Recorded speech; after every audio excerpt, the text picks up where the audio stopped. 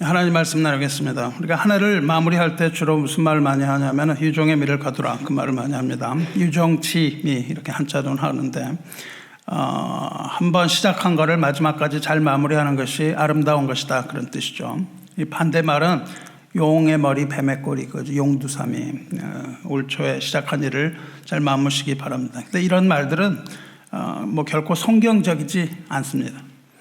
그리스도인에게 유종의 미 이런 말들, 특히 용두삼이 이런 말들은 우리가 사용하지 않아야 된다고 생각합니다. 그리스도인들에게 이런 것들이 특별한 의미를 갖는 것도 아닙니다. 그렇다면 그리스도인에게 있어서 어떤 것이 과연 유종의 미이겠습니까? 성경적으로 유종의 미란 무엇인가? 무엇이 아름다운 한 해인가? 우리가 알아보고 한 해를 잘 마무리 하시기를 축원합니다. 기독교 세계관으로 볼 때에 시작과 끝은 매우 중요해요. 요한계시록에 주 하나님 이렇게 부르죠. 예수님을 향하여 주 하나님께서 나는 알파요 오메가요 처음과 마지막이요 시작과 마침이라 그렇게 말씀하시지 않았습니까? 이렇게 처음과 마침, 시작과 끝은 굉장히 중요합니다. 우리들에게도 크고 작은 그런 시작 그리고 마침들이 있습니다. 아침을 시작하고 저녁을 마치고 하루의 시작, 그런 마침이 있고요. 또 한 주일의 시작, 마침, 그 다음에 한 달, 한 해, 또 이 한 세기의 시작, 끝, 이런 것들이 있지 않겠어요? 오늘은 1년에 우리가 예배로 드리는 그 예배의 마지막 주일로 우리가 지키고 있습니다. 무엇이든지 이렇게 시작하는 것이 있으면 언제나 마지막이 있는 것이죠. 하루가 끝나면 우리가 일기를 쓰기도 합니다. 1년의 마지막이 되면 한 해를 돌아보기도 하죠. 이렇게 하루가 가면 또 다른 하루가 오고 가고 오고 이렇게 되고 2004년 1년이 지나가면 2005년이 시작되는 법이죠. 우리가 세상에 오는 날이 있고 가는 날이 있습니다. 세상에 왔던 날, 또 세상을 떠나는 날이 있어요. 세상을 이렇게 앞으로 보면서 세상에 오고는 뒷모습을 보이면서 세상에서 떠나는 거죠. 또 세상이 창조된 날이 있었는가 하면 세상의 마지막 날도 있습니다. 오늘을 항상 우리는 마치는 준비를 해야 되죠. 그리고 한 해를 마치는 준비를 하시기 바랍니다. 인생을 마칠 준비도 해야 됩니다. 그리고 무엇보다도 세상 끝날, 주님이 오시는 그날, 이 세상의 마지막 날을 우리가 준비해야 됩니다. 그래서 하루를 마치면서 우리는 세상의 마지막 날까지도 준비하고 사는 것, 그것이 기독교적인 세계관입니다. 우리 인생은 길을 걸어가는 것과 같다고 늘 비유하죠. 때로는 걸어가기도 하고 때로는 쉬기도 하고 또 때로는 뛰어갑니다. 인생은 나그네 길이죠. 그런데 여기서 중요한 것은 걷느냐 뛰느냐 쉬느냐 이것이 중요한 것이 아니라 이 길을 끝까지 완주하는 것이 중요합니다. 사도 바울은 그 인생의 마지막 날, 자기 인생의 마지막 날이 가까운 것을 알고 그것을 본 바울은 디모데에게 서신을 보내죠. 오늘 읽은 그 디모데 후서 그리고 디모데 전서가 그것입니다. 오늘 읽은 디모데 후서 4장 1절에 이렇게 시작합니다. 하나님 앞과 살아있는 자와 죽은 자를 심판하실 그리스도 예수 앞에서 그가 나타나실 것과 그의 나라를 두고 엄히 명하노니 너는 말씀을 전파하라. 때를 얻든지 못하든지 못 얻든지 항상 힘쓰라. 이렇게 유언과 같은 내용을 호소하며 당부합니다. 지금 바울은 죽음을 준비하고 있는 거예요. 죽음을 준비하는 바울이 이렇게 마지막 당부를 해요. 그 당부의 끝절이 5절입니다. 너는 모든 일에 신중하며 고난을 받으며 전도자의 일을 하며 내 직무를 다하라. 오늘 읽은 본문의 첫 구절이기도 합니다. 고전에 무슨 얘기를 하냐면 이제 마지막 때가 가까운데 마지막 때 되면 사람들이 바른 교훈을 받지 않을 것이다. 그리고 귀가 가려워져서 자기 사욕을 따르는 스승을 많이 들 것이다. 진리에서 돌이켜 허탄한 이야기를 따를 것이다. 그 얘기를 합니다. 이 디모데는 목사죠. 그래서 그 목회를 하게 되는데 그 말을 듣지 않는다는 겁니다. 선포되는 말씀 듣지 않고 그 예수님의 가르침 받지도 않고 자기 욕심을 쫓아가며 진리에서 돌이키고 허탄한 이야기를 많이 그렇게 따를 것인데 디모데 너는 목사로서 모든 일을 다 침착하고 신중하게 하라. 그리고 고난을 받는 걸 두려워하지 말고 그리스도의 고난에 동참할 것이며 무엇보다도 때를 가리지 말고 말씀을 선포하고 복음을 전하는 자의 사명을 게을리하지 말라. 이렇게 명령을 합니다. 그리스도께서 오시는 그날까지 주께서 주신 말씀을 선포하고 복음 전파의 직무를 다하라는 엄한 명령을 해요. 명령을 하지만 사실은 디모데는 믿을 만한 사람인 것이죠. 일을 맡길 만한 사람입니다. 그런 의미에서 바울은 지금 복 있는 자입니다. 왜냐하면 이제 생을 마감하지만 마음을 시원하게 해주고 하나님 마음을 시원하게 해줄 디모데 같은 사람이 있어서 그것을 넘기고 여유 있게 이렇게 떠날 수 있는 그러한 사람이 된 것이죠. 우리들도 이제 세상을 떠나게 될 터인데 과연 우리에게 그렇게 마음 놓고 맡길 수 있는 그러한 제자와 예수 그리스도의 제자가 있는가 하는 것이죠. 그러한 사람은 복 있는 사람이라고 할 수 있습니다. 이 세상에 태어나서 특히 목사로서 자기의 직무를 다 하다가 그렇게 편안한 마음으로 이야기하고 떠날 수 있는 그런 바울은 복 있는 사람이었습니다. 사랑하는 성도 여러분, 이것이 바로 성도라고 부르는 그리스도인에게 있어서 모든 마지막을 아름답게 장식하는 유종의 미입니다. 이 바울과 같은 모델이 유종의 미를 거두는 거예요. 우리가 유종의 미라는 것은요, 우리가 하루를 돌아보면서 말씀 안에 살았는지, 그리고 한 해를 돌아보면서 우리가 전도의 일에 열심을 냈었는지, 그리고 인생을 돌아보면서 이 전도와 선교의 일, 그리고 하나님의 말씀을 가지고 그것을 감당하며 살아냈는지, 이것을 돌아보는 것입니다. 말씀과 전도와 복음, 이것을 잘 맺는 것이 성도에게 있어서 유종의 미입니다. 이러한 유종의 미를 거두시기를 주님의 이름으로 축원합니다. 바울은 지금 디모데에게 이렇게 신신당부를 하고 있는데요. 왜 이렇게 신신당부하고 있는가? 제가 잠깐 설명을 했지만 왜 디모데에게 서신을 통해서 이렇게 신신당부하고 있는지 그 이유를 6절에서 설명합니다. 6절을 보면 전제와 같이 내가 벌써 부어지고 나의 떠날 시각이 가까웠도다. 여기 우리말 번역에서 빠진 단어가 있습니다. 여기서 생략된 단어가 있는데 그것은 헬라어의 가라는 단어입니다. 왜냐하면이에요. because. 우리말에서는 그런 것들을 종종 왕왕 생략을 합니다. 그러나 어떤 그 논리의 흐름에 있어서 이런 것들은 굉장히 사실 중요한 역할을 하는 거예요.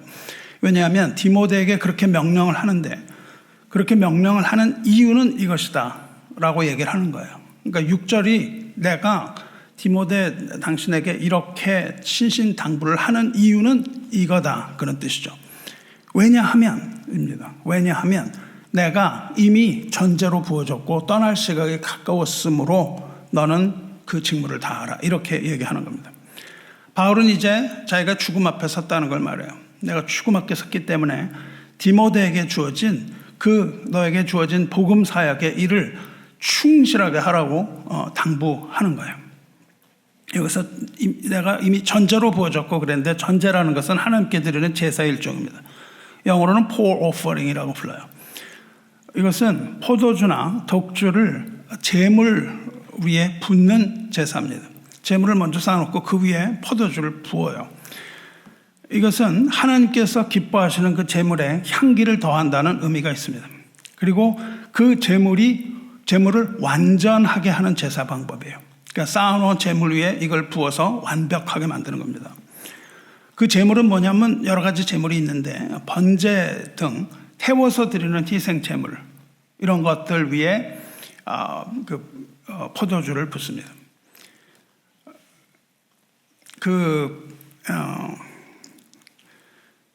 드리는 제물이 여러 가지가 있어요.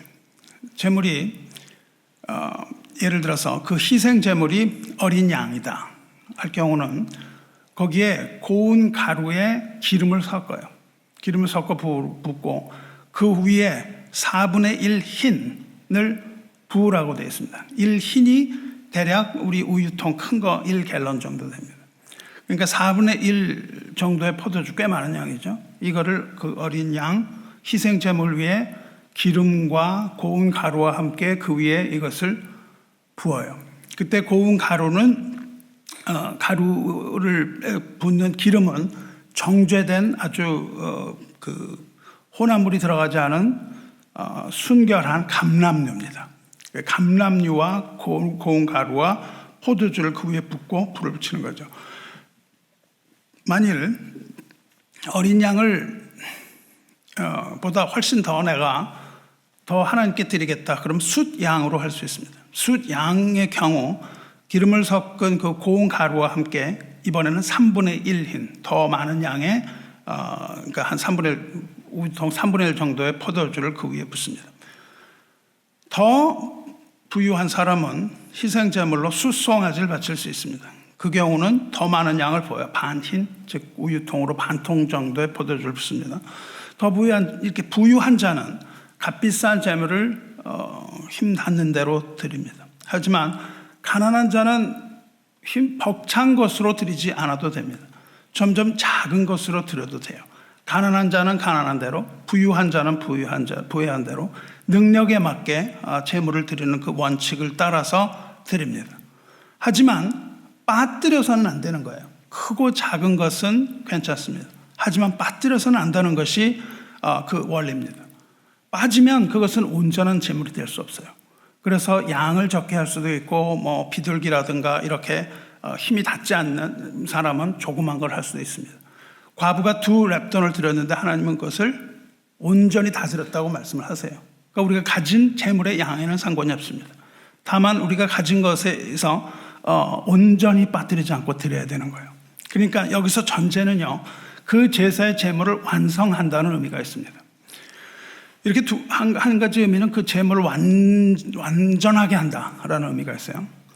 그리고 또 하나의 의미는 포도주, 즉 피를 의미합니다. 바울은 지금 자기의 죽음을 이 제사를 드리는 것으로 생각을 하고 있어요. 바울은 자기 인생을 드리는 겁니다. 인생으로 제사를 드리는데 그 제사는 피로 드리는 제사라는 거예요. 즉 순교의 제사가 될 것임을 이야기하고 있습니다. 이제 바울은 곧 목배임을 당하여 순교하게 될 터인데 이미 내가 순교했다, 그렇게 과거형으로 이야기를 하고 있습니다. 그래서 자기의 피가 제사의 제물을 완성하는 전제가 될 것이라고 이야기하고 있는 거예요. 그래서 그는 이렇게 말합니다. 빌립보서를 보면요, 2장에 만일 너희 믿음의 제물과 섬김 위에 내가 나를 전제로 드릴지라도 나는 기뻐하고 너희 무리와 함께 기뻐하리니 이와 같이 너희도 기뻐하고 나와 함께 기뻐하라. 이 기쁨의 서신인 빌립보서에서는 당신들이 제사 드릴 텐데 내가 그 위에 나를 전제로 드릴 것이다, 그렇게 말하죠. 만일 당신들이 믿음의 제물, 즉 번제와 소제, 즉 거룩한 산 제물, 로마서가 말하는 산 제물, 신령한 제물로 여러분이 자신을 하나님께 드린다면 나는 이제 순교당하여 죽어도 후환이 없다는 겁니다. 왜냐하면 그 교인들이 하나님께 드리는 그 산 제물을 자기의 피로 완성한다는 뜻이에요. 후환이 없기는커녕 그것에 대한 미련이 있기는커녕 오히려 기뻐함으로 당신들도 나의 순교를 볼 때 슬퍼하고 좌절하기보다는 오히려 이것이 하나님께 드리는 제사, 우리가 함께 하나님께 드리는 제사라는 것을 깨닫고 오히려 기쁨과 소망이 되도록 하며 그것 때문에 기뻐하고 또 기뻐하라는 이 담대한 선포이며 위로의 유언입니다. 그 빌립보 교인들에게는 그와 같은 유언을 남기죠. 우리가 생각해 볼 때 순교가 뭐 기쁜 일이겠습니까? 그리고 순교가 우리가 뭐 나서서 우리의 힘으로 하는 것도 아닙니다. 뭐 순교를 하겠다 이런 말 자체가 성립이 안 됩니다. 이것은 기쁜 일은 아니죠. 하지만 부활의 소망을 가진 이에게 있어서 이것보다 더 위로가 되는 말은 없습니다. 바울이 빌립보 교인들에게 그와 같은 이야기를 하고 이제 오늘 읽은 디모데에게는 이제 나의 떠날 시간이 가까웠다, 그렇게 말을 하죠. 여기서 떠난다는 말은요, 배 같은 거를 항구에 묶어뒀는데 배를 뭘로 묶어둬요? 밧줄나 뭐 쇠사슬 같은 걸로 묶어뒀는데 이걸 푸는 걸 말합니다. 그리고 배가 이제 떠나가는 거예요.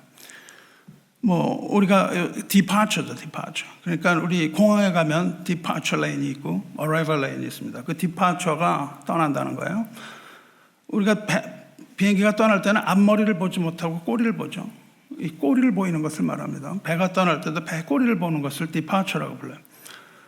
또는 천막을 치고 머물던 나그네가 그 천막을 거두는 걸 말합니다. 이제 이렇게 어디 천막을 치고 살다가 천막을 거둔다는 건 무슨 뜻을 말해요? 길을 떠나는 걸 말해요. 다시 길을 떠납니다. 바울은 무엇을 하고 살았습니까? 바울은 텐트 메이커였습니다. 장막을 치고 살았던 사람이에요. 장막을 만들면서 복음을 전했던 사람입니다. 근데 바울은 지금 그래서 그 장막이라는 말을 굉장히 중요하게 생각합니다. 이 장막을 거둔다는 것은 곧 뭘 말하냐면 죽음을 말하는 거예요. 우리가 가지고 있는 이 가죽이란 뜻이에요. 그 장막이라는 건 가죽이란 뜻입니다.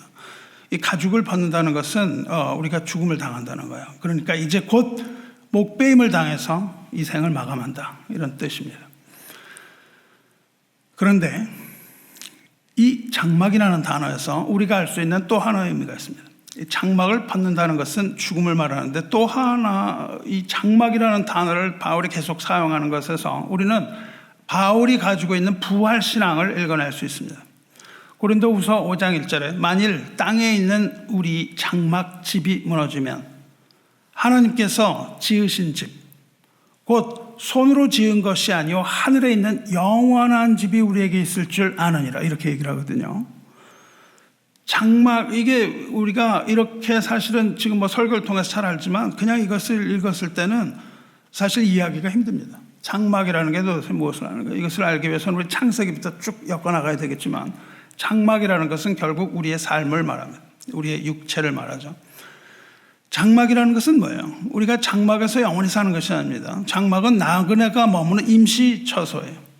우리 육신이라는 것은 이 땅에서 우리가 나그네로 살아가는 동안에 입고 사는 그 임시 거처일 뿐이고 영원한 집 혹은 생명이 아니죠. 그러나 만일 우리 장막집이 무너지면, 즉 우리가 죽음을 당한다 하여도 그것으로 끝이 아니라는 거죠. 이 땅의 장막집이 무너지면 우리에게는 하늘에 있는 영원한 장막이 아니라 하늘에 있는 영원한 집이 주어진다는 거예요. 그 집이 바로 하나님의 나라이며 하나님의 천국이며 우리가 들어가게 되는 새 하늘과 새 땅이며 하나님의 영광이 비치는 영원한 우리 집이고 새 예루살렘이지요. 예수님께서 요한복음 14장에서 말씀하시죠. 너희는 마음에 근심하지 말라. 하나님을 믿으니 또 나를 믿으라. 내 아버지 집에 거할 곳이 많도다. 이 맨션이라는 뜻이에요. 큰 집을 말합니다. 그리고 뭐라고 말씀하셨죠? 내가 곧 길이요 진리요 생명이니 나로 말미암지 않고는 아버지에게로 올 자가 없느니라, 그렇게 말씀하십니다. 우리가 인생길을 걷는 나그네라는 걸 잊지 말아야 돼요. 그런데 그 인생길에 끝이 있다는 거예요. 인생길을 다 걷고 나면은 그 다음에는 하늘길을 걷게 되는 겁니다. 하늘의 길을 걷게 되는 줄로 믿는 그런 믿음 가지시기를 주님의 이름으로 축원합니다. 사도 바울은 이제 계속해서 얘기를 해요. 무슨 얘기를 하냐면 이때까지 내가 어떤 삶을 살아왔는가, 어떤 길을 걸어왔는가 말합니다. 7절 보시면 나는 선한 싸움을 싸우고 나의 달려갈 길을 마치고 믿음을 지켰으니, 그렇게 말하죠. 이것이야말로 기독교 세계관으로 본 유종의 미예요.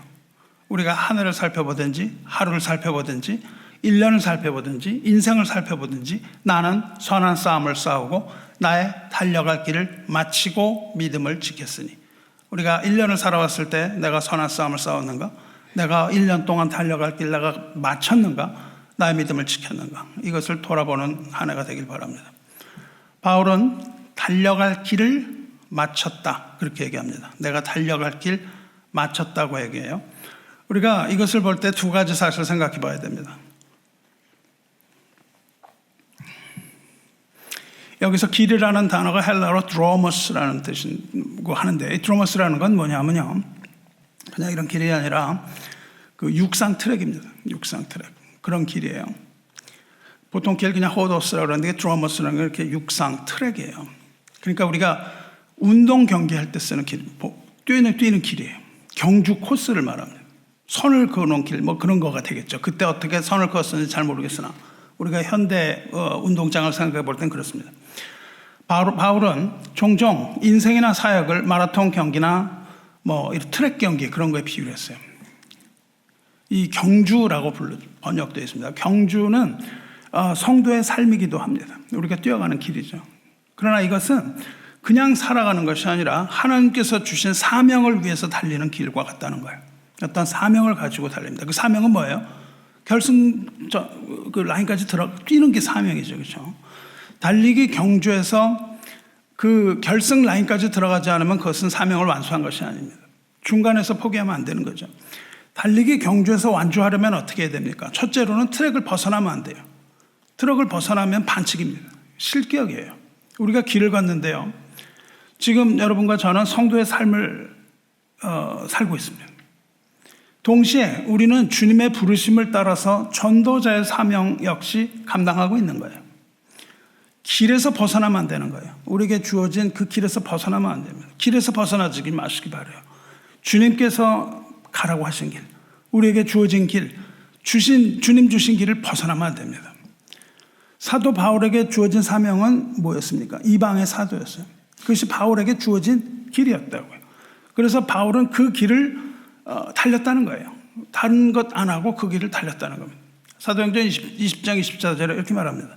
내가 달려갈 길과 주 예수께 받은 사명 곧 하나님의 은혜의 복음을 증언하는 일을 마치려 할 때에는 나의 생명조차도 조금 더 귀한 것으로 여기지 아니하노라 그렇게 말합니다.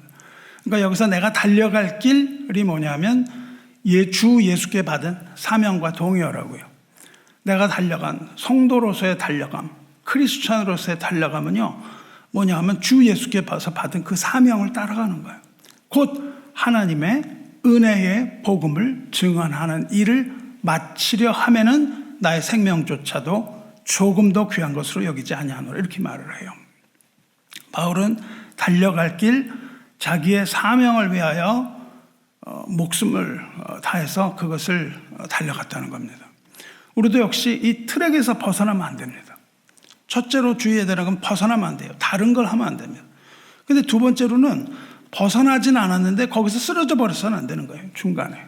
도중에 지쳐서 포기해도 안 됩니다. 쉴 수는 있어요. 그렇지만 포기해서 거기서 주저앉아 버려서는 안 되는 것이죠. 그 트랙이 주님 말씀하신 좁은 길이죠. 주님이 허락하신 길입니다. 근데 그 길이 좁고 고난이 있는 길이에요. 좁고 고난이 있는 길이지만 그래도 그 길을 벗어나서는 안 됩니다. 옆에 넓은 길이 있는 거예요. 애굽으로 가는 길입니다. 번영으로 가는 길이에요. 그 길이 우리를 유혹하는 거예요. 옆에 넓은 길이 우리를 유혹한다 해도 그 길에 마음을 빼앗기지 말고 오직 주님의 길말을 달려가시길 축원합니다. 이 바울이 달려간 길이 순탄한 길이 전혀 아니었죠.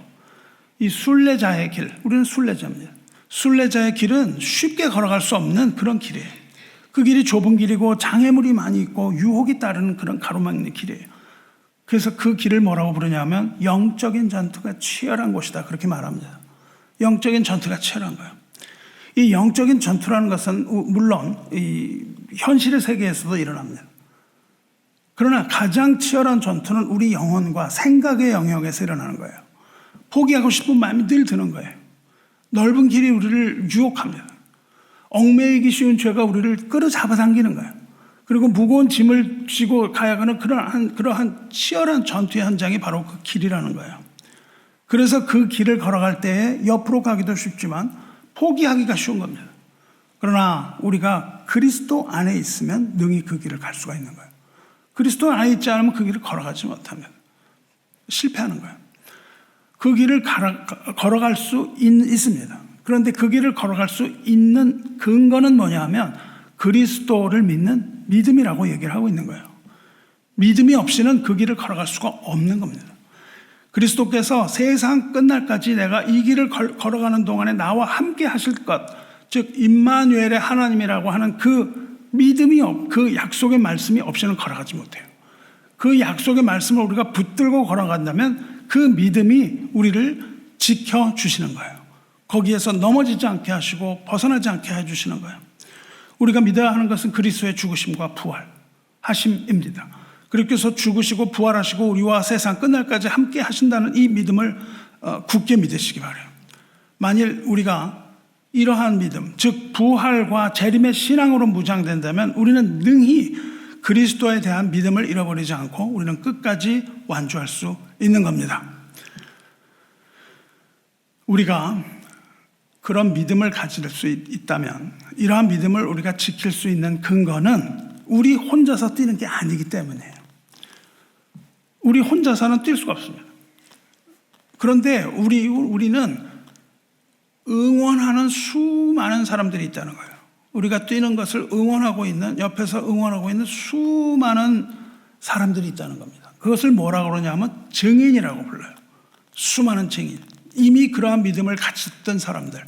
그 사람들이 우리를 함께 보고 있다는 겁니다. 히브리서가 그렇게 말하죠. 우리에게는 구름과 같이 둘러싼 허다한 증인이 있다. 그렇게 말합니다.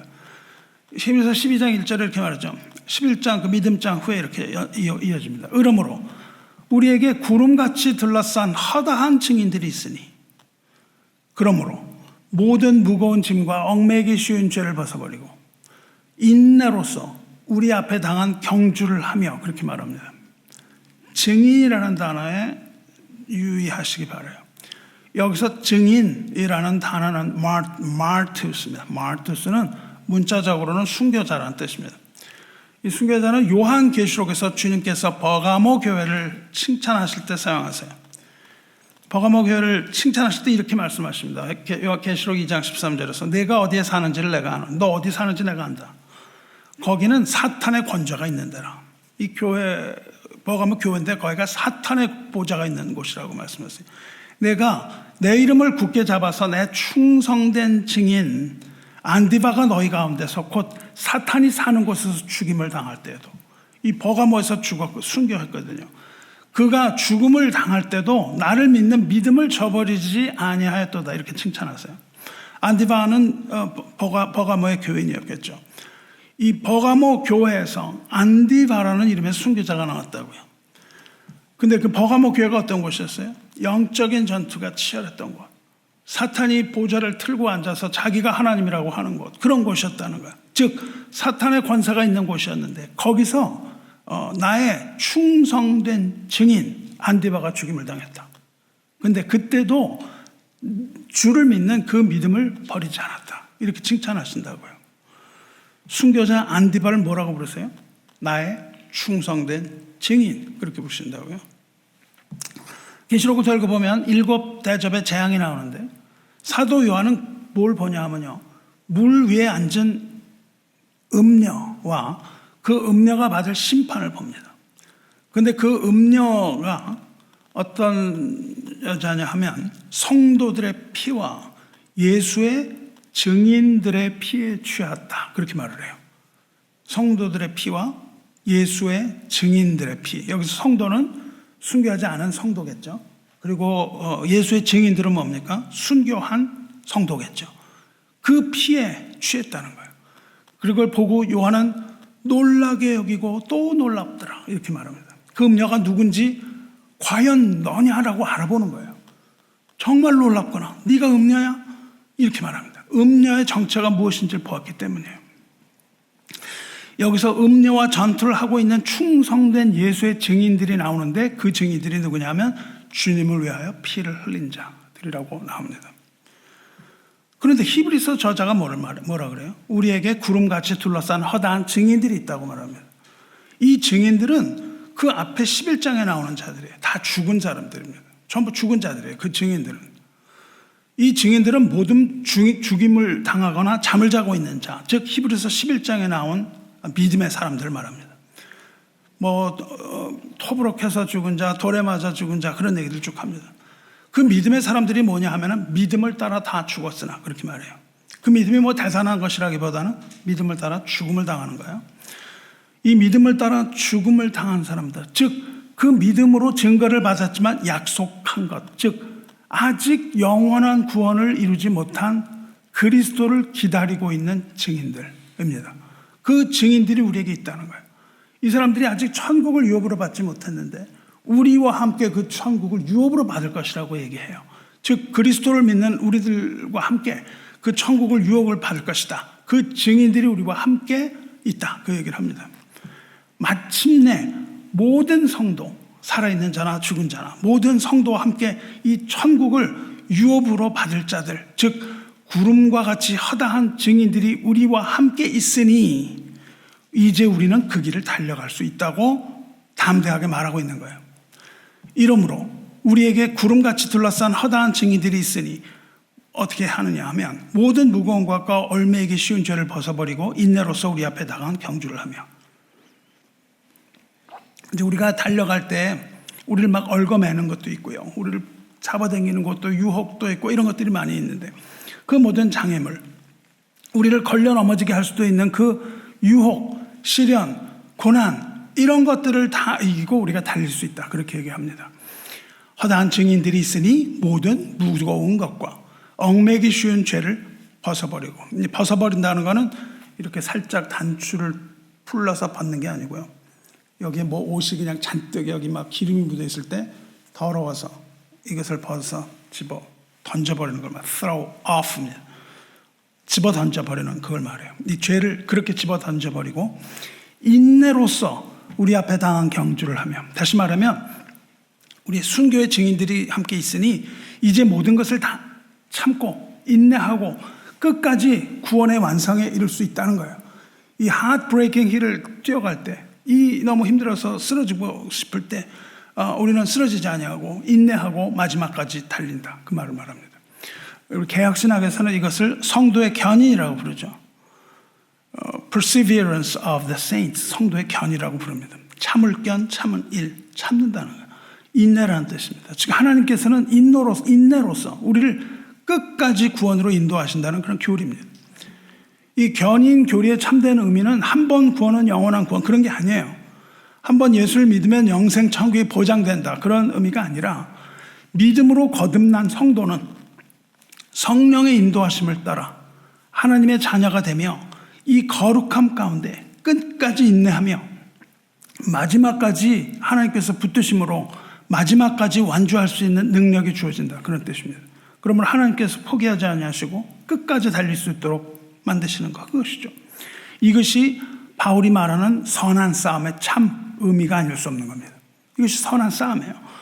바울은 로마서에서도 이것을 설명합니다. 로마서에서 역시 이 전투로서 설명을 해요. 그런데 로마서에서 이 전투의 승리로 설명을 합니다. 여기서는 완주로 설명을 했어요. 끝까지 가는 거. 근데 로마서에서는 이것을 전투에서의 승리라고 이야기를 합니다. 그리고 그 전투에서의 승리는 그리스도 예수 안에 있는 하나님의 사랑이다. 그렇게 그것이 승리할 수 있는 근거라, 그렇게 설명을 해요. 이렇게 설명합니다. 로마서 8장 생명의 성령의 법이 죄와 사망의 법으로서 우리를 해방하였다고 말한 그 끝부분에서 설명을 한다고요. 그러니까 그 전에 자기의 힘으로 이길 수 없었지만 성령의 힘으로, 생명의 성령의 법을 따라 내가 그것을 이뤄낼 수 있다, 이렇게 얘기를 한 후에 결론 부분에 이렇게 나옵니다. 그러나 이 모든 일에 우리를 사랑하시는 이로 말미암아 우리가 넉넉히 이기느니라, 그렇게 말한다고요. 우리가 넉넉히 이기느니라. 내가 확신하노니 사망이나 생명이나 천사들이나 권세자들이나 현재일이나 장래일이나 능력이나 높음이나 깊음이나 다른 어떤 피조물이라도 우리를 우리 주 그리스도 예수 안에 있는 하나님의 사랑에서 끊을 수 없으리라, 이렇게 말합니다. 그러니까 이런 것들이 뭐예요? 사망이나 생명이나 천사, 이런 것들이 그 방해물들이죠. 영적으로 우리가 싸워야 되는 부분들이죠. 그러나 그리스도의 사랑이 있으면 우리는 그 전투에서, 그 싸움에서 우리는 승리할 것이다. 넉넉히 이겨요. 그냥 이기는 것이 아니라 넉넉히 이길 수 있다고 말씀을 하세요. 성도 여러분, 하나님께서는 구원하기로 작정하신 자, 택하시고 부르신 이 성도를 절대로 놓치지 않으시는 거예요. 하나님이 그 손을 놓지 않으십니다. 끝까지 완주할 수 있도록 신실하게 우리를 붙드시는 거예요.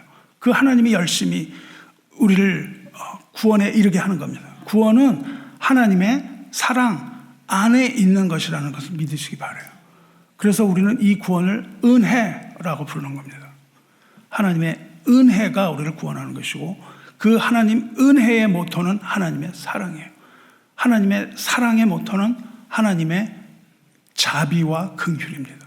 하나님의 자비와 긍휼이 은혜로서 우리에게 나타나서 우리로 하여금 구원 얻게 하시고 우리에게 믿음을 선물로 주시고 우리가 하나님 안에서 인내하면서 끝까지 그것을 걸어가며 승리할 수 있게 되는 것을 믿으시기 바라요. 자, 이제 이렇게 인생의 경주는요, 구름같이 허다한 증인들과 함께 달리는 거예요. 근데 더 중요한 게 있어요. 그 사람들과 같이 엉뚱한 데를 가면 안 되는 거잖아요. 믿음을 지키고 실족하거나 포기하지 않기 위해서 우리에게 진정으로 필요한 것은 달려가는 목표입니다. 목표가 어딘지 알아야죠. 그렇죠. 아무리 열심히 달리면 무슨 소용이 있겠어요. 어디가 목표인지 알아야 되겠죠. 우리가 달려갈 목표가 어디예요? 다름 아닌 주 예수 그리스도가 목표라는 거예요. 예수님을 따라서 달려가요. 그게 어디가 되든 우리는 그리스도를 바라보며 그리스도를 향하여 뛰어가는 거예요. 그래서 그 12장 2절에서 이렇게 말한다고요. 믿음의 주여 또 온전하게 하시는 이인 예수를 바라보자. 그는 그 앞에 있는 기쁨을 위하여 십자가를 참으사 부끄러움을 개의치 아니하시더니 하나님 보좌 우편에 앉으셨느니라. 이렇게 얘기를 하거든요. 예수님을 뭐라고 표현하냐면 믿음의 주요 온전하게 하시는 이 그래요. 여기서 믿음의 주라는 말은요, 믿음의 처음이라는 뜻입니다. 창시자라는 뜻이에요. 믿음을 만드신 분이에요. 그러니까 처음이라는 뜻을 얘기하고 있어요. 온전하게 한다는 말은 마지막이라는 뜻입니다. 그러니까 처음부터 끝까지 완전하게 되는 거예요. 믿음의 끝이라는 거예요. 그러니까 믿음의 처음도 예수시오 믿음의 끝도 예수라는 것을 얘기하고 있습니다. 믿음의 시작이며 믿음의 마지막인 예수 그리스도에게서 눈을 떼지 말라 그 말입니다. Fix your eyes on him 그거예요. 예수님 이렇게 십자가의 못을 박는 것처럼 우리의 눈을 십자가의 못을 박으라는 거예요. 예수 그리스도에게서 오늘 목표가 어딘지 그거에서 눈을 떼지 말고 못을 박은 것처럼 오직 앞에 있는 예수 그리스도만을 바라보고 뛰라는 거예요. 그때에 우리는 믿음을 지키고 달려갈 길을 다 마칠 수가 있다고 이야기하고 있습니다. 바울은 바로 그것을 말하는 거죠. 십자가를 참으사 거기서 모든 고난을 다 당하고 죽으셨지만 그러나 마침내 부활하시고 그 능력으로 하늘에 오르셔서 하나님 보좌 우편에 앉으신 그 그리스도를 우리가 바라볼 수만 있다면 우리 인생길에 그리고 우리 사명자의 길을 갈 때에 힘들거나 죄가 우리를 얽어맨다 할지라도 우리는 좌절하거나 벗어나지 않고 낙심하지 않고 끝까지 그 길을 다 달려갈 수가 있다는 거예요. 예수 그리스도를 믿으시고 우리 마음속에 품고 있는 그 복음의 능력으로 완주하시기를 주님의 이름으로 축원합니다. 바울에게도 허다한 증인들이 있었겠죠. 뭐 히브리서 쓴 거는 바울은 아닙니다만은 바울에게도 허다한 증인들이 있었습니다. 그런데 그 중에서도 바울에게 가장 큰 의미를 갖는 증인이 있었어요. 둘러싼 구름같이 허다한 증인 중에 유독 눈에 띄는 허다한 증인이 하나 있습니다. 그 증인의 이름이 뭐냐면 스데반입니다. 사도 바울을 누가가 기록한 사도 바울의 이야기 중에 사도행전 22장을 읽으면 거기서 사도 바울의 마음이 잘 나타납니다. 사도행전 22장 앞장은 뭐냐면 사도 바울이 죽게 되는 거예요. 거의 죽을 뻔한 거면. 유대인들에게 비난을 받아요. 그리고 매를 맞습니다. 거의 죽음을 당할 뻔해요. 그 죽음을 당할 뻔한 후에 기회를 포착합니다. 기회를 포착해서 유대인에게 자기 간증을 해요. 간증을 하면서 복음을 전합니다. 그 이야기가 22장에 나와요. 거기서 무슨 얘기를 하냐면 바울이 예수님을 어떻게 만났는가 그 얘기를 해요. 다메섹으로 가다가 주님을 만났다는 이야기를 합니다. 그리고 주님으로부터 어떤 사명을 내가 받았는가 하는 이야기를 합니다. 그러니까 사명을 받는 장면이에요. 예수님을 만나서 바울은 회심을 합니다. 회심을 체험한 바울은 무슨 말을 하냐면요. 자기가 열심으로 교회를 박해했던 일을 고백합니다. 내가 아주 나쁜 놈이었다 그 얘기를 해요. 그때에 그 자기의 했던 일을 고백을 할 때 스테판에 대하여 주님께 고백을 합니다.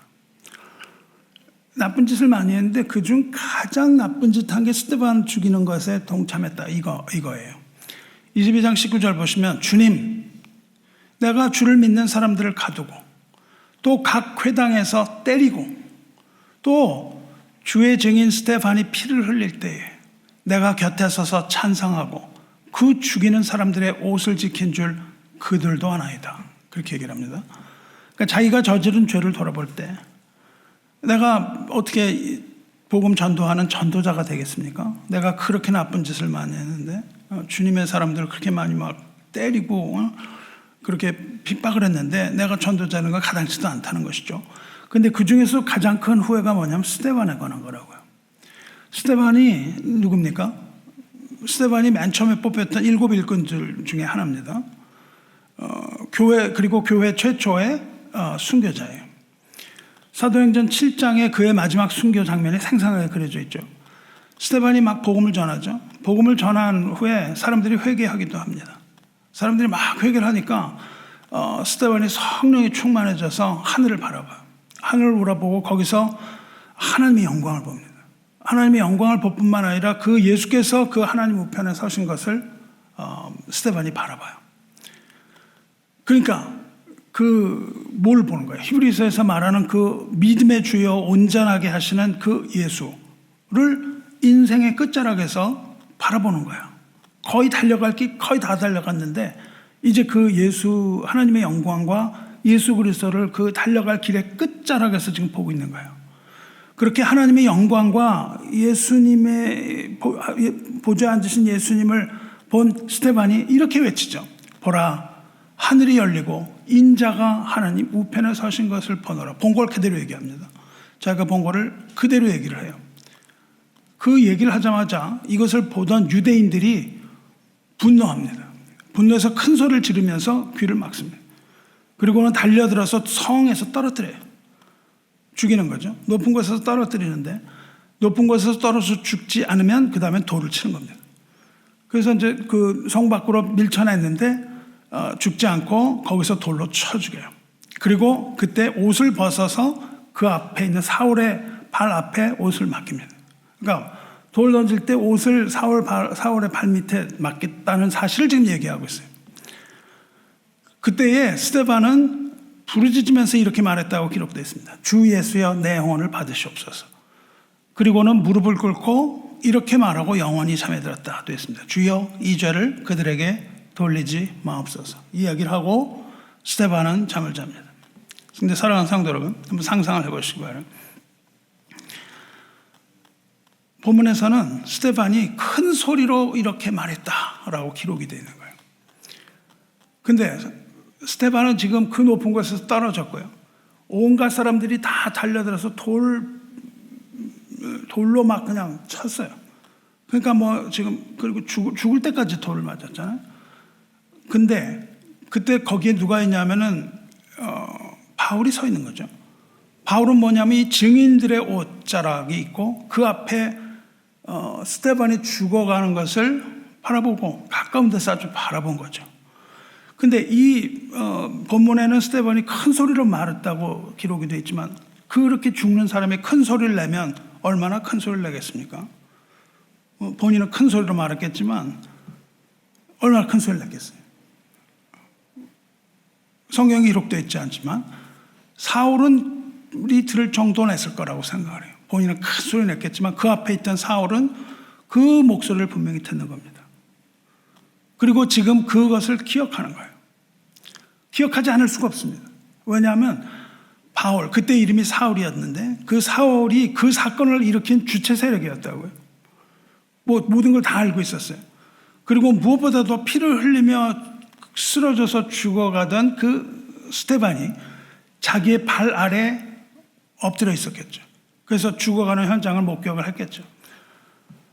그러면 그것을 바라본 바울의 마음은 어땠겠어요? 사울의 마음은 어땠겠습니까? 아, 불쌍하다. 정말 이 죽어가는 스데반 측은하다. 뭐 이렇게 생각을 했겠습니까? 아니면은 내가 잘못했네. 잘못을 내가 뉘우치고 이렇게 하면 안 되지. 이렇게 했겠어요? 그렇지 않다는 겁니다. 사울은 그것을 보면서 아주 흡족하게 여긴 거예요. 마땅히 이건 죽을 놈이 마땅히 죽었다. 이렇게 생각을 했던 것이죠. 그래서 이 사건 후에 이 스데반의 순교 사건 후에 성도들이 다 흩어졌다고요. 도망을 갔습니다. 그것을 보고 겁이 나서. 그렇게 흩어진 성도들을 완전히 박멸하기 위하여 다메섹으로 가는 이야기가 나옵니다. 그러니까 뭐 얘기를 하지 않아도 이 사울의 마음은 아주 흡족해갖고 이제 막 기가 오른 거예요. 그래서 다 죽이려고 가는 길에 주님을 만나죠. 그리고 거기서 회심합니다. 회심 후에 주님의 소명을 받고 이방인애가 사도가 돼요. 그래서 그 사명을 받을 때에 나는 그것을 할 수 없는 자라고 이야기하는 겁니다. 그리고 그때의 고백하는 내용이 뭐냐면 스데반의 이야기예요. 내가 스데반 피 흘릴 때 옆에서 옷 다 받아줬는데 어떻게 내가 이 방에 사도록 하겠어요? 그 사람들 그거 다 압니다. 내가 그랬던 거 다 아는데 내가 가서 복음을 전하는데 누가 내 얘기를 듣겠습니다. 그겁니다.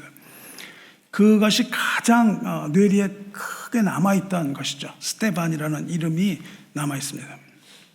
그런데 이 고백을 할 때 바울이 스데반을 뭐라고 부르냐면 주의 증인 스데반 그렇게 말합니다. 그러니까 스데반을 주님을 위하여 피를 흘린 순교자라고 기억하고 그렇게 부르는 겁니다. 모르긴 몰라도 이 바울에게 있어서 스데반은 인생에 있어서 갚아야 할 가장 큰 빚을 진 사람으로 생각됐을 겁니다. 회심 후에. 그리고 가장 큰 은인이라고 생각을 했을 수도 있습니다. 왜냐하면 그가 예수를 만났던 것은 스데반 때문이었기 때문이죠. 바울에게 있어서 스데반은 또한 아주 가장 큰 트라우마였겠죠. 그 생각만 하면. 회심한 후에 이건 아주 큰 트라우마고 평생 지고 가야 하는 가장 무거운 짐이었겠죠. 그래서 바울은 스데반을 잊을 수는 없었을 겁니다. 그 이야기를 쭉 하는 거예요. 그렇게 스데반이 자기의 달려갈 길 다 달려가고 예수를 보고 이제 디모데에게 편지를 쓸 때는 이제 바울의 차례가 된 거예요. 내가 달려갈 길 다 달려갔다는 겁니다. 그리고 이제 스데반처럼 역시 순교의 피를 내가 흘릴 때가 됐다. 그렇게 판단이 됐기 때문에 믿을 만한 영적인 아들 디모데에게 편지를 쓰는 겁니다. 전제와 같이 내가 벌써 보여지고 나의 떠날 시각에 가까웠도다. 나는 선한 싸움을 싸우고 나의 달려갈 길을 마치고 믿음을 지켰으니 그렇게 말하죠. 그리고 이어서 이렇게 말합니다. 8절에 이제 후로는 나를 위하여 의의 면류관이 예비되었으므로 주 곧 의로우신 재판장이 그날에 내게 주실 것이며 내가 순교당하는 그날 주실 것이다. 의의 면류관을 주실 것이다. 선한 싸움으로 이 믿음을 지키고 달려갈 길 다 달려간 바울을 기다리고 있는 것은 의의 면류관이라는 거예요. 그 결승 라인에 넘어가면 이제 의의 면류관을 받는다는 거예요. 그리고 그 관은 누가 줘요? 의로우신 재판장이신 그리스도 예수께서 그날에 나에게 주실 것 내가 확실하게 믿는다. 이 얘기를 지금 하고 있는 겁니다. 히브리서 내용처럼 무거운 것과 얽매기 쉬운 죄를 벗어버리고 이제 결승 라인 가까이에 서서 바울이 보는 것은 스데반과 동일한 거죠.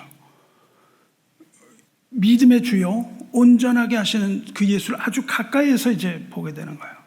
우리가 죽음에 가까우면요 예수님을 아주 가깝게 볼 수 있게 된다는 것을 믿으시기 바랍니다. 그리고 그 결승 라인에서 기다리고 있던 그 예수께서 온전하게 하시는 예수께서 그의 머리에 씌워주시는 것이 뭐예요? 의의 면류관이에요. 바울은 지금 면류관에 대해서 말하고 있어요. 면류관이 나를 기다리고 있다 이겁니다. 이 면류관은 바울에게 있어서 아주 중요한 거예요. 면류관은 뭐냐면 경주를 다 마친 완주한 사람에게 주는 월계관 같은 거예요. 왕에게 주는 것이라기보다는 이 길을 벗어나지 않고 완주한 사람에게 주는 관입니다. 그 관은 바울에게도 주실 것이지만 주의 나타나심, 즉 주님의 재림을 사모하는 모든 자에게 그 관을 준다고 말씀을 하세요. 다시 말하면 이 재림 신앙을 가진 사람, 주님의 오심을 기다리는 모든 사람은 결국 믿음으로 끝까지 인내한다는 거예요.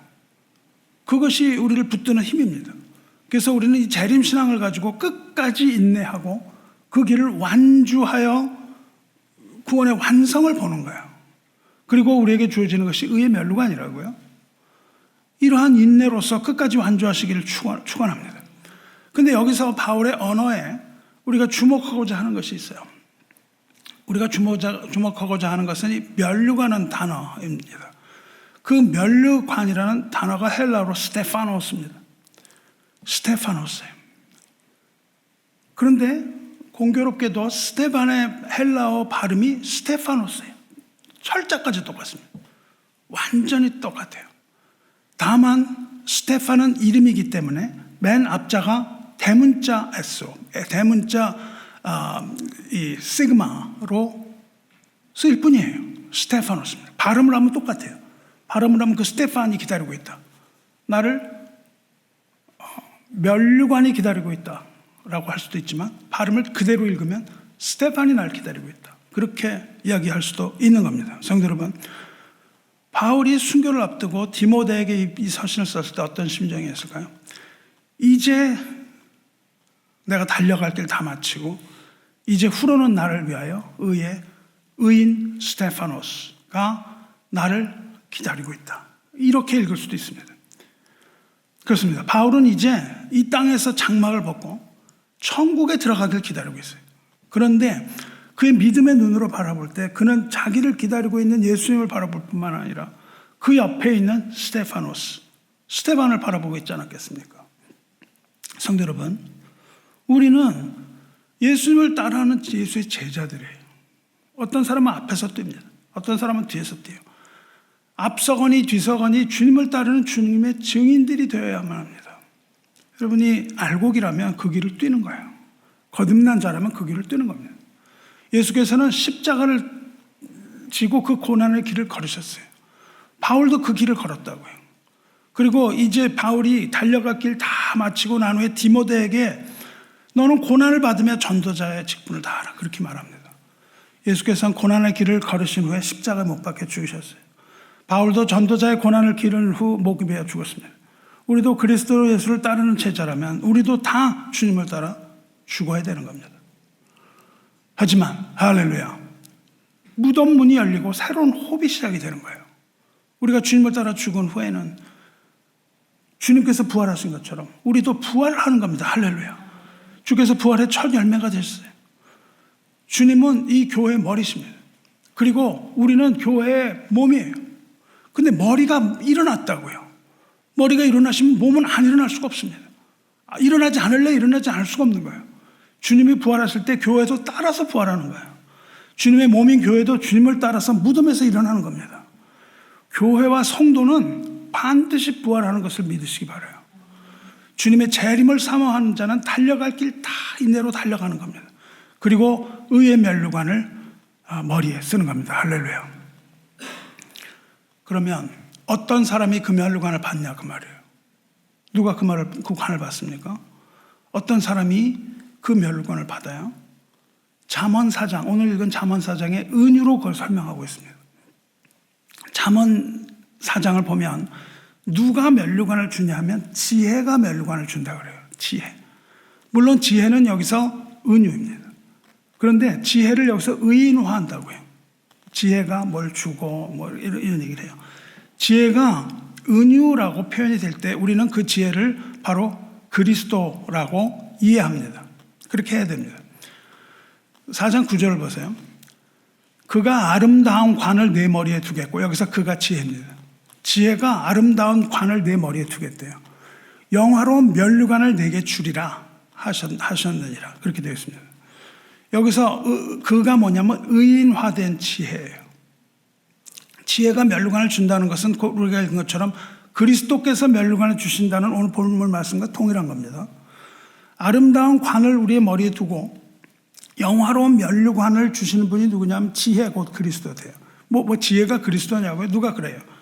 누가 그런 말합니까? 바울이 그렇게 말합니다. 고린도전서 1장 24절에 오직 부르심을 받은 자들에게는 유대인이나 헬라인이나 그리스도는 하나님의 능력이요 하나님의 지혜니라 그렇게 말합니다.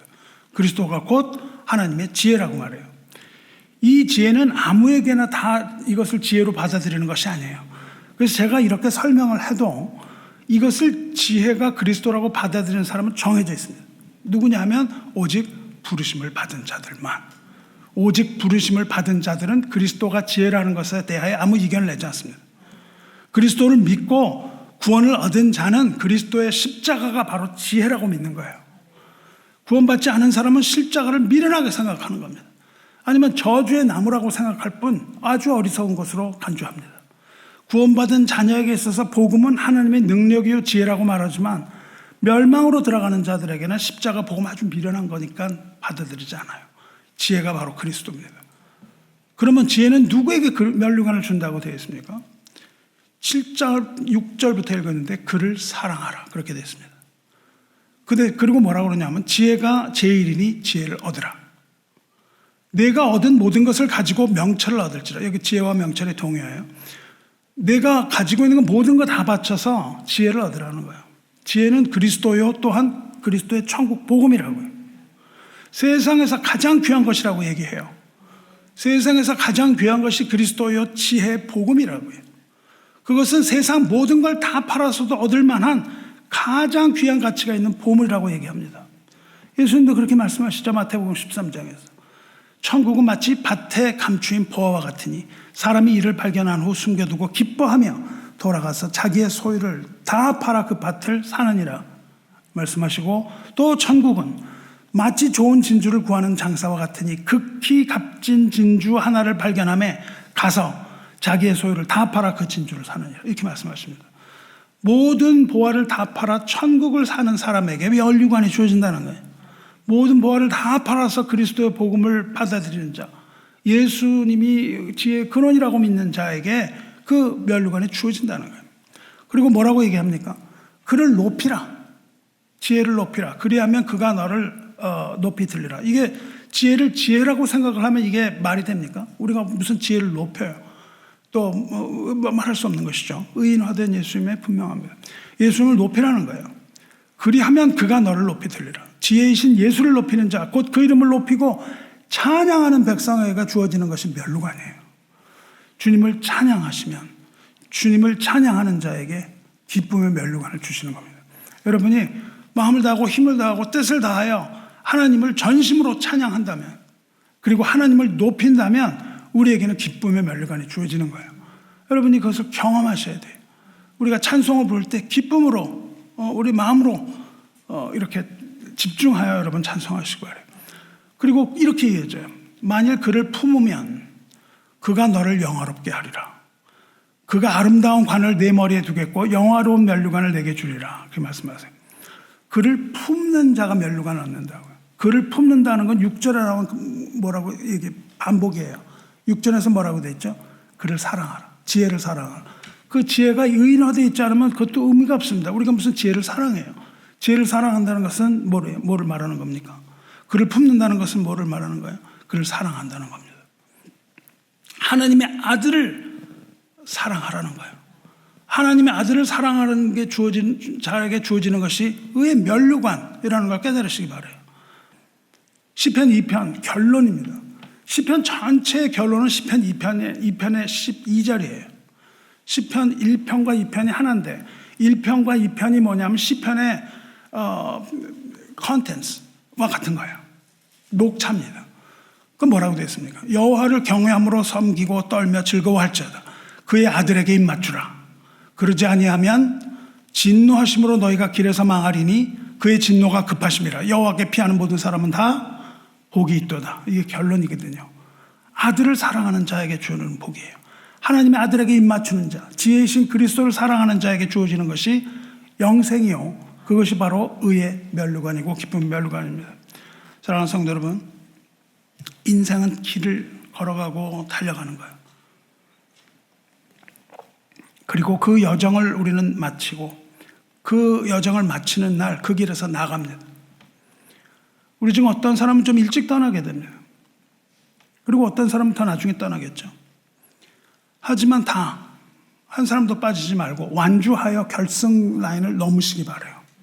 천국에서 기다리는 스테판과 천국에서 우리를 기다리는 바울과 또한 계시는 주님과 모든 또 증인들과 더불어서 하나님의 나라에서 만나게 되기를 축원합니다. 앞서서 달려가는 사람은 더욱 복된 사람이죠. 먼저 주님을 보는 거죠. 먼저 주님을 보고 절하게 되겠지만 뒤에서 달리는 사람은 주님을 보지 못합니다. 뒤에서 달리는 사람은 뭘 봐요? 앞에서 달리는 사람의 뒷모습을 보는 거예요. 성도 여러분, 뒷모습이 아름다운 사람이 아름다운 사람입니다.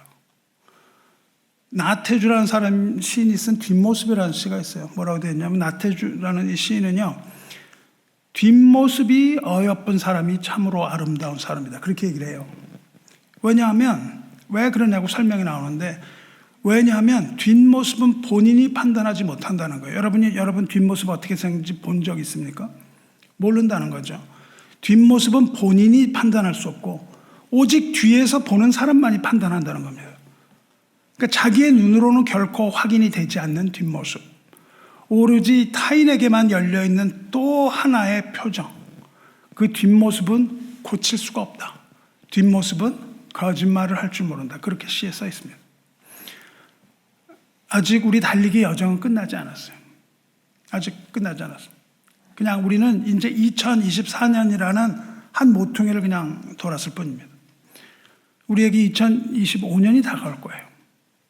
그리고 우리는 마침내 이 세상을 등지고 천국을 향하여 들어갑니다. 그때 우리는 먼저 주님께 절하고 우리를 기다리는 스테판 만나시기를 축원합니다. 바울이 스테판을 이렇게 회상하고 고백할 때 내가 어떻게 스테반 그렇게 죽인 나쁜 놈인데 어떻게 갑니까? 그러니까 예수님이 말씀하세요. 뭐라고 그러냐니까 떠나가라 그렇게 말씀하십니다. 내가 너를 멀리 이방인에게로 보내리라. 이것이 사명받은 말이에요. 사명을 그렇게 받은 모세와도 비슷합니다. 주님께서는 그러한 사울에게 전도자 사명을 주셨습니다. 사랑하는 성도 여러분, 무엇이 지혜입니까? 십자가가 지혜입니다. 우리에게 있어서 무엇이 지혜예요? 십자가의 도를 전하는 것이 지혜입니다. 십자가의 도를 전하고 사랑하는 예수를 전하는 일. 이것이야말로 가장 가치가 있는 그 유종의 미, 가장 귀중한 가치가 있는 유종의 미이며 이것이 한 해를 우리 마무리하는 지표가 아니겠습니까?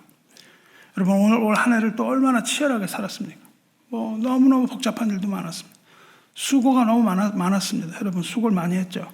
이 지치고 힘든 삶 가운데 믿음을 지키기 위해서 여러분이 얼마나 많은 선한 싸움을 싸웠겠습니까? 얼마나 많은 눈물을 흘렸겠습니까? 고생이 많았죠. 그러나 우리 믿음의 여정은 아직 끝나지 않았다고요. 다만 그냥 모퉁이를 돌았을 뿐입니다. 그러나 언제 우리가 달려갈 그 길을 다 마치게 될지는 모릅니다. 그래서 우리는 언제나 준비가 되어 있습니다. 이렇게 지칠 때 우리는 쉴 수 있습니다. 그렇게 지치면 쉬시기 바라요. 주님 안에서 안식을 취하기 바라요. 그러나 거기에 넘어져 있어서는 안 됩니다. 계속 쓰러져서 포기하면 안 되는 거예요. 우리는 주님 주신 힘을 가지고 다시 또 일어나서 걸을 수가 있어야 되는 거예요. 그리고 그 길을 절대 벗어나서는 안 되는 겁니다. 그 트랙을 계속해서 뛰어야 되는 거예요. 여러분 뒷모습이 아름답다 그랬어요. 뒷모습이 아름다운 유종의 미를 거두시기 바라요. 나만 알고 나를 위해서 말씀이 뛰는 사람의 뒷모습은 초라한 모습일 뿐입니다. 내가 보기에는 뭘 하는 것 같아요.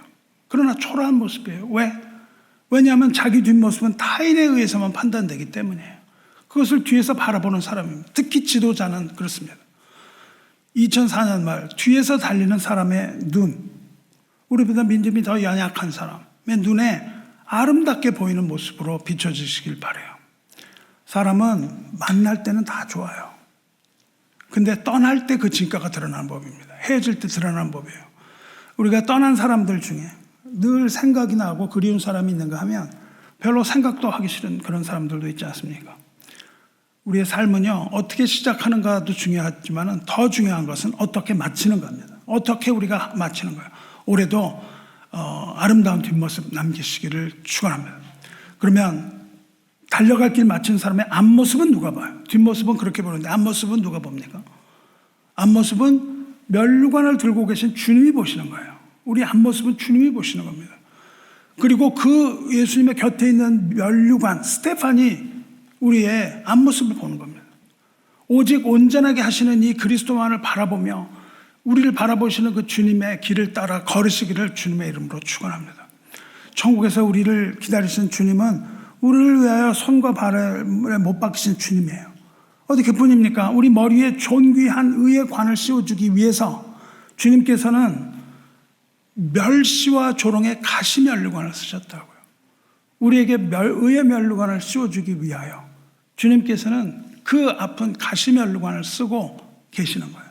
조롱의 면류관, 멸시의 면류관, 그 면류관을 쓰셨습니다. 그러나 주님이 쓰신 그 면류관은 가시의 면류관은요 영광의 관이요 존귀의 관입니다. 그 가시면류관을 쓰고 온 천하를 다스리는 그 왕국의 왕이신 주님께서 이 면류관을 들고 기다리시는 거예요. 선한 싸움을 싸우고 달려갈 길 마치고 믿음 지키시기를 주님의 이름으로 축원합니다. 그래서 그 주님 쓰신 관에 대하여 한 구절 읽고 말씀 마치겠습니다. 주님을 찬양하시기 바랍니다. 히브리서 2장 9장 말씀입니다. 죽음의 고난 받으심으로 말미암아 영광과 존귀로 관을 쓰신 예수를 보니 이를 행하심은 하나님의 은혜로 말미암아 모든 사람을 위하여 죽음을 맛보려 하심이라. 할렐루야. 아멘. 영광과 존귀의 가시면류관 쓰신 하나님의 아들 사랑하심으로 온 힘을 다해 고난을 받아도 그것을 인내하며 전도자 일을 하며 주어진 직무를 다하여 한 해를 아름답고 기쁘게 마무리하는 귀한 성도 되시기를 주님의 이름으로 축원합니다. 기도하겠습니다. 사랑과 은혜의 하나님 아버지, 오늘 예배를 통하여 은혜와 자비를 베푸시는 하나님께 감사와 존귀를 올립니다. 사도 바울의 일상을 생각할 때 우리도 그가 걸은 길을 걷고 싶습니다. 그가 걸은 길은 주님 걸으신 길임을 깨닫습니다. 주님을 따르는 주님의 제자로서 걸어야 하는 그 길은 눈물 없이 걸을 수 없는 고난의 길임을 알지만 이제 우리에게는 구름과 같이 허다한 증인이 있음 보여주시고 무엇보다도 믿음의 창시자이시며 온전하게 하시는 예수 그리스도께서 가신 길임을 깨닫고 우리도 그 길에 이제 들어섰으니 길을 벗어나지 아니하고 선한 싸움을 싸우며 달려갈 길 갈 수 있도록 힘과 능력을 더하여 주시옵소서. 무엇보다도 기쁨과 평강의 두 기둥으로 우리의 믿음을 지켜 주시옵소서.